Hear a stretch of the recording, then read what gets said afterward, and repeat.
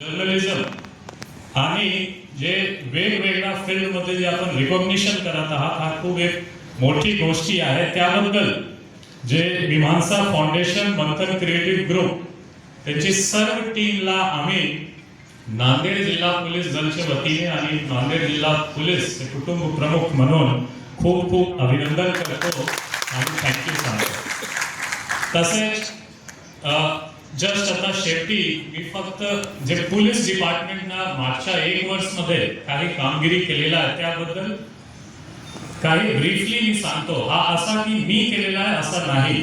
हा आमचे जे 4000 चे फोर्स आहे त्यामध्ये स्पेशली जे आमचे 3000 चे कॉन्स्टेबलरी फोर्स आहे, 5 आरसीपी प्लाटून, आमची मोठी हेड कॉन्स्टेबलची संख्या, कॉन्स्टेबलची संख्या जे इन जनरल त्यांची जास्त अप्रिसिएशन किंवा कौतुक होत नाही, पण ऑन ग्राउंड ऑफिसर डायरेक्टली जात नाही. On ground presence, law and order असो, मोठी क्राईम असो किंवा आता फ्लडची सिच्युएशन होता, पूर परिस्थितीमध्ये सुद्धा रात्री बेरात्री आमची जे कॉन्स्टेबलरी ग्राउंडवर प्रेझेंट राहून, जसं मी सांगितलं की स्वतःची फॅमिली, स्वतःचे हेल्थची सुद्धा बरेच वेळी केअर करत नाही, पण ते कामवर असतो. आणि जनरली जसा आमचे NSA मिस्टर अजित डोभाल आमचे IPS मध्ये सुद्धा सिनियर आहात, त्यांनी सांगितलं आहे की police is non for its failures. म्हणजे जनरली पोलीसची आठवण तुम्हाला येणार जर पोलीसची फेलियर झाली, लॉ अँड ऑर्डर काही प्रॉब्लेम झाला, पोलीस काय करत होता, ट्रॅफिकची खूप अडचण झाली, पोलीस काय करत आहे, काही क्राईम झाला, पोलीस काय करत आहे. पण बरेच वेळी आम्ही चांगला पण काम करतो आणि त्यांची न्यूज पण येत नाही, म्हणून no news is good for police.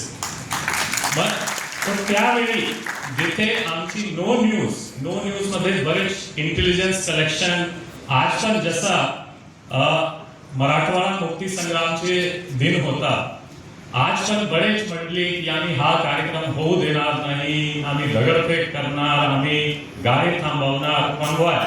पण हा सर्व मध्ये आज काही आम्ही 3-4 दिवसापासून याच्या मागे होतो की हा जे आजचा दिवस स्मूथली गेला पाहिजे. काही घडला नाही, न्यूज मध्ये आला नाही, पण यांच्या मागे सुद्धा 4-5 दिवसचे वर्कआउट आज सकाळपासून आम्ही ग्राउंडवर आमचे कॉन्स्टेबलरी आहात. तर आमचे ऑर्गनायझर्स मला विचारला की प्रोटोकॉल मध्ये काय आहे, तुम्ही युनिफॉर्म मध्ये येणार की सिव्हिल मध्ये. आमचे ऑफिसर्स पण विचारत होतो, पण आमच्यासाठी ऑप्शनच नाही. आम्ही सकाळ 6-7 पासून युनिफॉर्म मध्येच आहोत. वेळ पण भेटला नाही की आम्ही सिव्हिल मध्ये चेंज करून इथे येणार.